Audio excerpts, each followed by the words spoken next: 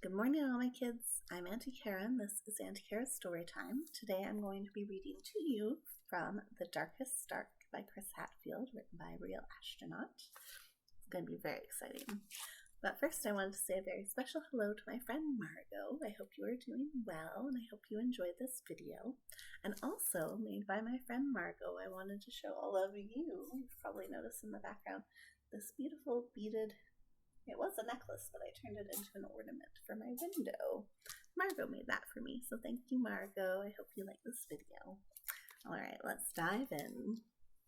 The Darkest Dark.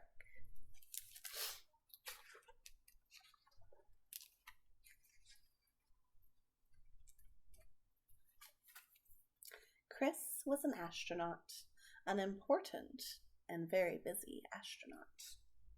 When it was time to take a bath, he told his mother, "I'd love to, but I'm saving the planet from aliens." When it was time to get out of the bath and go to bed, he told his father politely, because astronauts are always polite, "Sorry, no can do. I'm on my way to Mars." An astronaut's work is never done, so astronauts do not like to sleep. But their parents do.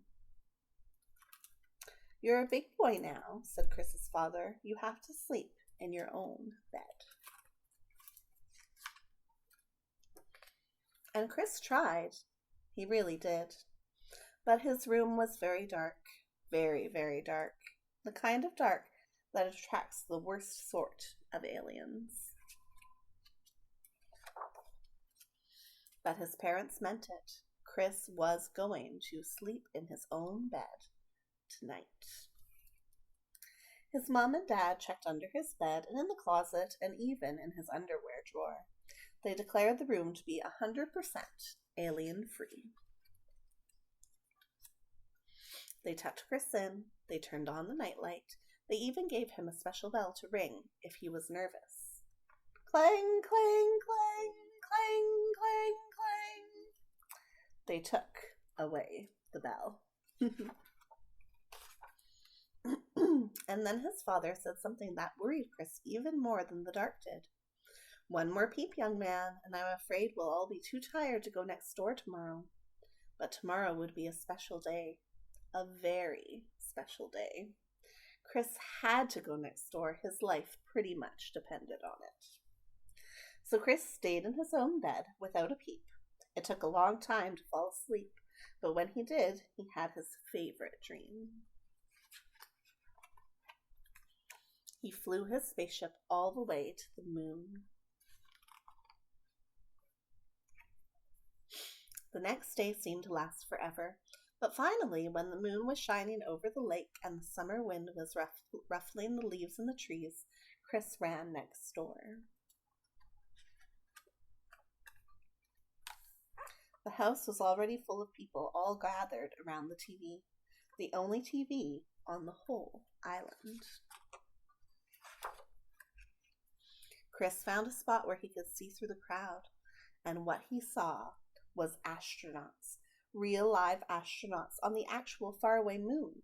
They were wearing puffy white suits and jumping for joy, jumping so high because there was so much less gravity there. The grown-ups huddled around the TV were amazed.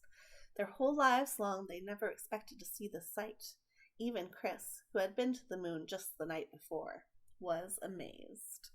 He never really noticed how dark it was there. Outer space was the darkest dark ever.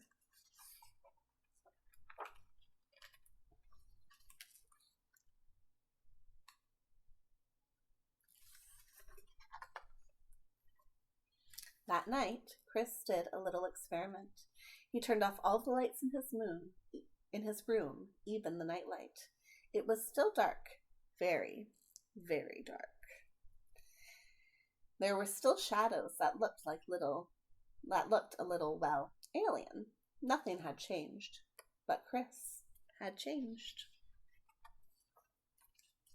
He'd seen that the darkness of the universe was so much bigger and deeper than the darkness in his room, but he was not afraid. He wanted to explore every corner of the night sky. For that first time, Chris could see the power and mystery and velvety black beauty of the dark.